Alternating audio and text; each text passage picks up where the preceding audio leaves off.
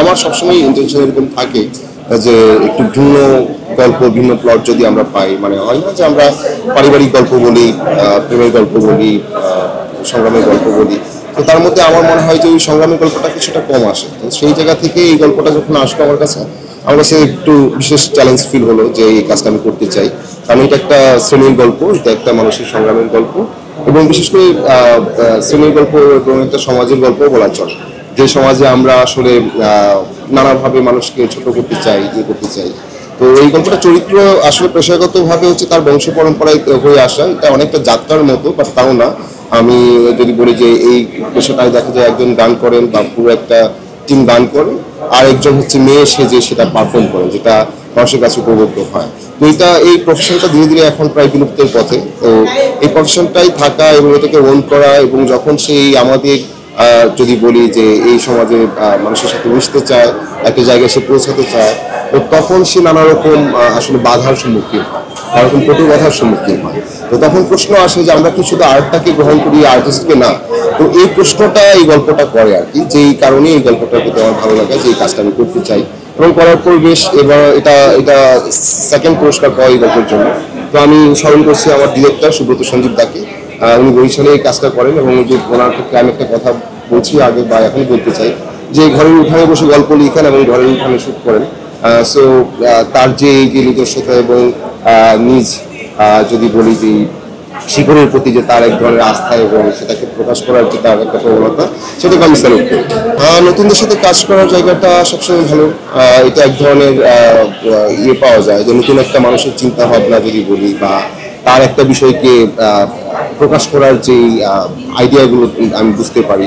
So একটা নতুনত্বের সাথে পরিচিত হওয়া যায়, সেটা থেকে আসলে নিজেরও অনেক কিছু শেখার থাকে। সো আমার কাছে বেশ মনে হয় যে নতুনদের সাথে কাজ করে বেশ মচমচে একটা ফিল কাজ করে আর কি, তখন যে নাইস দেখি ও কীভাবে ভাবছে, ও কীভাবে কাজটা করছে।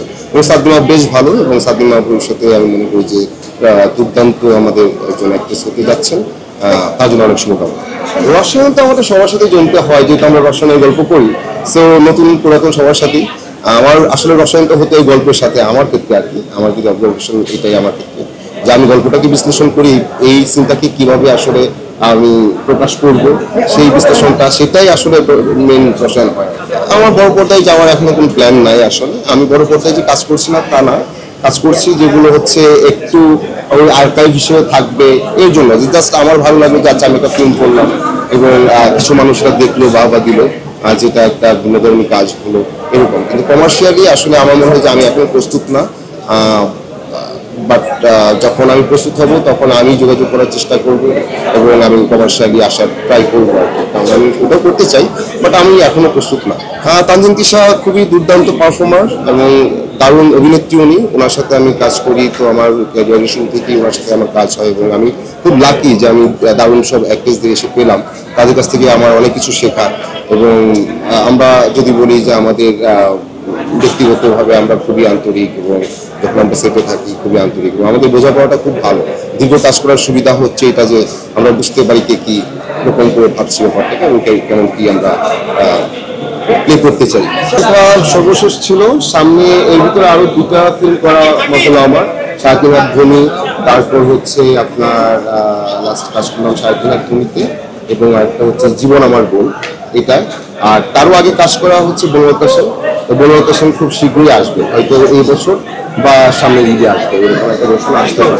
এটাই বললাম যে বনলতা সেন হচ্ছে আমার সামনে হয়তো এটা খুব শীঘ্রই আসবে, রিলিজ হবে হলগুলোতে। তো এটা আশা করছি এই বছর আসতে পারে, যদি না হয় তাহলে সামনের ঈদে আসবে। এটা আমি আমার ডিরেক্টর কাছে প্রত্যাশা রাখি, এবং ডিরেক্টর চাচ্ছেন খুব দ্রুত রিলিজ দিতে।